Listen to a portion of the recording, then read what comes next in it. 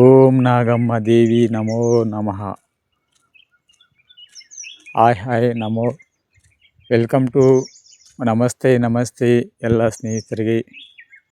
ನಾನು ಈಗ ತೋರಿಸ್ತಾ ಇರೋ ವಿಡಿಯೋ ದೇವಸ್ಥಾನ ಬಂದು ನಿಮಗೆಲ್ಲ ಆಮೇಲೆ ತೋರಿಸ್ತೀನಿ. ನೋಡ್ತಾರಿ ಯಾವ ದೇವಸ್ಥಾನ ಅಂತೇಳಿ. ಇದು ಅಮ್ಮ ನಾಗಮ್ಮ, ಮಂಡ್ಯ ಜಿಲ್ಲೆ ಪಾಂಡವಪುರ ತಾಲೂಕು ಚಿನ್ನಕುರಳಿ ಅನ್ನೋ ಊರಿನಲ್ಲಿರುವ ಅಮ್ಮ ನಾಗಮ್ಮ ದೇವಸ್ಥಾನ ಇದು.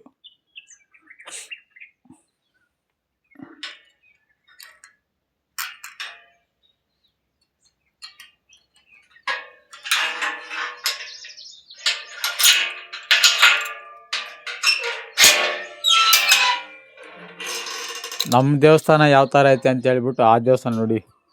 ಅವರ ಡ್ರೆಸ್ ಪೂರ್ತಿ ಎಲ್ಲ ಕೊಟ್ಟಿದ್ದಾರೆ.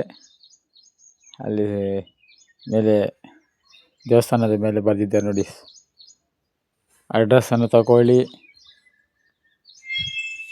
ಯಾವಾಗಲೂ ಒಂದು ದಿನ ಆಗಲಿ ಅಲ್ಲಿಗೆ ಹೋಗಿ ಅಮ್ಮನ ದರ್ಶನ ಮಾಡಿಕೊಂಡು ಬನ್ನಿ. ಇಲ್ಲೇನಂದರೆ ಮೊದಲು ಹೆಂಚಿನ ಮನೆ ಇದ್ದಿದ್ದು. ಹೆಂಚಿನ ಮನೆಯಲ್ಲಿ ಅಮ್ಮ ನಾಗಮ್ಮ ದೇವಿ ಅಲ್ಲಿ ನೆಲೆಸಿದ್ದಿದ್ದು. ಅವರು ನಮಗೆ ತುಂಬ ಪರಿಚಯ, ಈ ದೇವಸ್ಥಾನದವರು.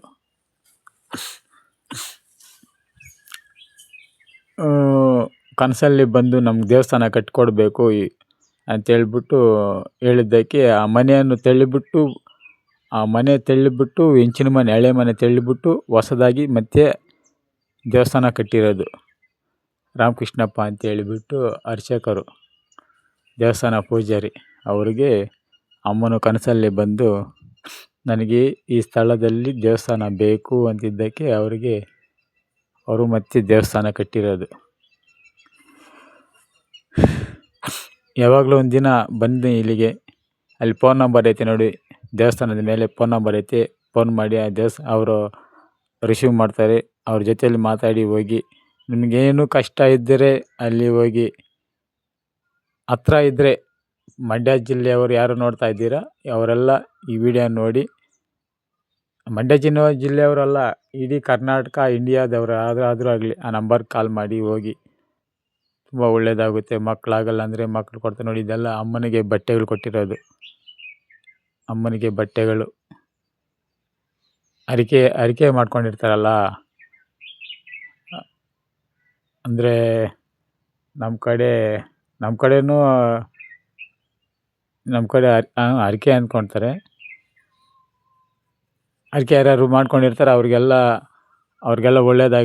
ಆಗಿರೋದಕ್ಕೆ ಅವರೆಲ್ಲ ಸೀರೆ ನೋಡಿ ಇಲ್ಲಿ ಹಾಕಿದ್ದಾರೆ.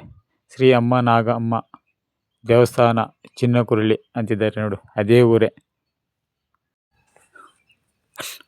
ಊರೇ ಪಾಂಡವಪುರ ಜಿಲ್ಲೆ,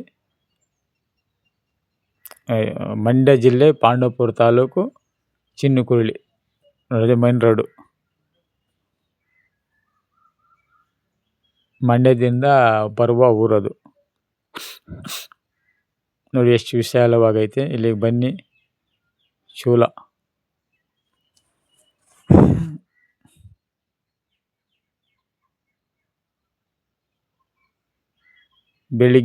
ಬೆಳಿಗ್ಗೆ ಸಾಯಂಕಾಲ ಯಾವಾಗೂ ಪೂಜೆ ಇರ್ತದೆ. ಮತ್ತು ಶುಕ್ರವಾರ ಸೋಮವಾರ ತುಂಬ ಅದ್ಧೂರಿಯಾಗಿ ಪೂಜೆ ಮಾಡ್ತಾ ಇದ್ದಾರೆ. ನಾವು ಇವರು ತುಂಬ ನೆಂಟರು ಇಲ್ಲಿ. ನಮ್ಮದು ಕೋಲಾರ, ಇವ್ರದ್ದು ಮಂಡ್ಯ.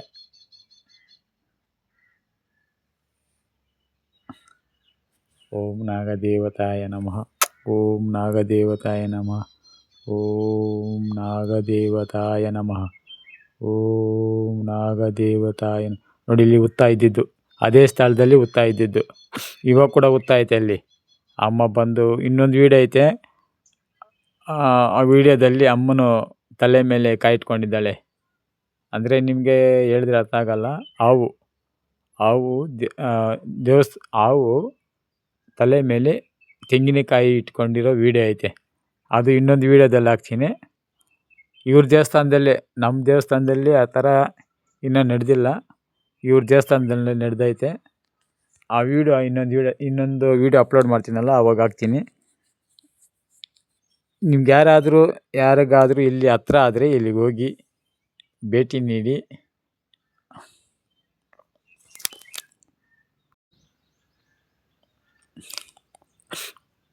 ಮತ್ತು ಹೂವು ಕೊಡ್ತಾಳೆ. ಒಳ್ಳೆಯದಾಗುತ್ತಂದರೆ ಬಲಗಡೆ ಕೊಡ್ತಾಳೆ. ಏನನ್ನ ನಮಗೆ ಒಳ್ಳೇದಾಗಲ್ಲ ಅಂದರೆ ಎಡಪಕ್ಕೆ ಕೊಡ್ತಾಳೆ. ಹೋಗಿ ಬೇಕಾದರೆ ನಿಮ್ಮ ಕಣ್ಣು ಮುಂದೆ ನೀವೇ ಚೆಕ್ ಮಾಡ್ಕೊಳ್ಳಿ, ಅರಿಕೆ ಮಾಡ್ಕೊಳ್ಳಿ. ಹೋಗಿ ಒಳ್ಳೆಯದಾಗಲಿ ನಿಮಗೆ. ನಾನು ಹೇಳಿದ್ದು ಸ್ವಲ್ಪ ಇದಾದರೆ ನೀವೇ ಬನ್ನಿ, ನೀವೇ ಬಂದು ಅಲ್ಲಿ ಚೆಕ್ ಮಾಡ್ಕೊಳ್ಳಿ. ನಿಮಗೇನಾದರೂ ಒಳ್ಳೇದಾಗುತ್ತಂದರೆ ಬಲಗಡೆ ಹೂವು, ಇಲ್ಲಾಂದರೆ ಎಡಗಡೆ ಹೂವು. ನಿಮ್ಮ ಕಣ್ಣು ಮುಂದೆ ನೀವೇ ಪೂಜೆ ಮಾಡ್ತಾರೆ ಅರ್ಚಕರು, ನೋಡಿ ಚೆಕ್ ಮಾಡ್ಕೊಳ್ಳಿ ಬೇಕಾದರೆ. ಇಲ್ಲಾಂದರೆ ನಮ್ಮ ಅಡ್ರೆಸ್ಸು ನಾನು ಪೋಸ್ಟಲ್ಲಿ ಹಾಕಿದ್ನಿ, ನಮ್ಮೂರಿಗೆ ಕೂಡ ಬನ್ನಿ. ನಾನು ಪೋಸ್ಟಲ್ಲಿ ನಂಬರ್ ಹಾಕಿದ್ನಿ, ನನಗೆ ಕೂಡ ಫೋನ್ ಮಾಡಿ ನಮ್ಮೂರಿಗೆ ಬನ್ನಿ.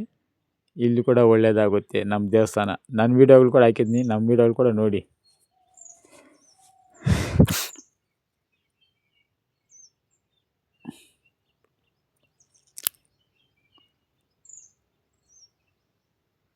ಇವರು ನಮಗೆ ಯೂಟ್ಯೂಬಿಂದ ಪರಿಚಯ ಆಗಿದ್ದು. ನಾನು ಕೂಡ ಹೋಗಿಲ್ಲ, ನೀವು ಬೇಜಾರು ಬೀಳ್ಕೊಬೇಡಿ. ನೋಡಿ ಇವರು ಯಾವ ಥರ ವೀಡಿಯೋ ಮಾಡ್ತಾರೆ ಅಂತ ಅಂದ್ಕೊಳ್ತೀರಾ, ಅದೆಲ್ಲ ತಪ್ಪು. ಅವರೇ ಈ ವಿಡಿಯೋನ ಕಳಿಸಿದ್ದು, ಆ ದೇವಸ್ಥಾನ ಅರ್ಚಕರು. ನಾವು ಯೂಟ್ಯೂಬಿಂದ ಇವರು ನಮ್ಮ ಪರಿಚಯ ಆಗಿದ್ದು. ಆವಾಗಿಂದ ಅವರು ನಮಗೆ ತುಂಬ ನೆಂಟಾಗಿದ್ದಾರೆ. ನೆಂಟರು, ಒಂಥರ ಫ್ರೆಂಡ್ಶಿಪ್, ದೋಸ್ತರ ಗೆಳೆತನ ಆಗಿಬಿಟ್ಟಿದೆ ನಮಗೂ ಅವ್ರಿಗೂ. ನಮಗೆ ಎಲ್ಲೆಲ್ಲಿ ನಾಗದೇವತೆ ದೇವಸ್ಥಾನ ಇದ್ದಾರೆ ಆಯಿತು, ಅವರೆಲ್ಲ ನಮ್ಗೆ ಪರಿಚಯ ಆಗಿದ್ದಾರೆ. ಯಾಕಂದರೆ ನಮಗೆ ಆ ನಾಗಮ್ಮ ಅಂದರೆ ನಮಗೆ ಏನೋ ನಮ್ಮ ಇದಾಗಿಬಿಟ್ಟಿದ್ದಾರೆ. ನಮಗೆ ಕಣದಲ್ಲಿ ಒಂದು ಇದು ಥರ ಹೊಟ್ಟೆ ಮೈಯಲ್ಲೇ ಸೇರ್ಕೊಂಡ್ಬಿಟ್ಟಿದ್ದಾರೆ ಅಮ್ಮ ನಮಗೆ, ಆ ಥರ ಇದು. ಎಲ್ಲರೂ ನಮ್ಮ ವೀಡಿಯೋಗೆ ಹೈಪ್ ಮಾಡಿ, ಕಾಮೆಂಟ್ ಮಾಡಿ, ಸಬ್ಸ್ಕ್ರೈಬ್ ಮಾಡಿ. ಮತ್ತು ವಿಡಿಯೋ ನೋಡಿದ್ದಕ್ಕೆ ಎಲ್ರಿಗೂ ಧನ್ಯವಾದಗಳು. ಕೊನೆಯಿಂದ ಲಾಸ್ಟ್ ತನಕ ವಿಡಿಯೋ ನೋಡಿದ್ದಕ್ಕೆ ಧನ್ಯವಾದಗಳು. ಬಾಯ್ ಎಲ್ರಿಗೂ.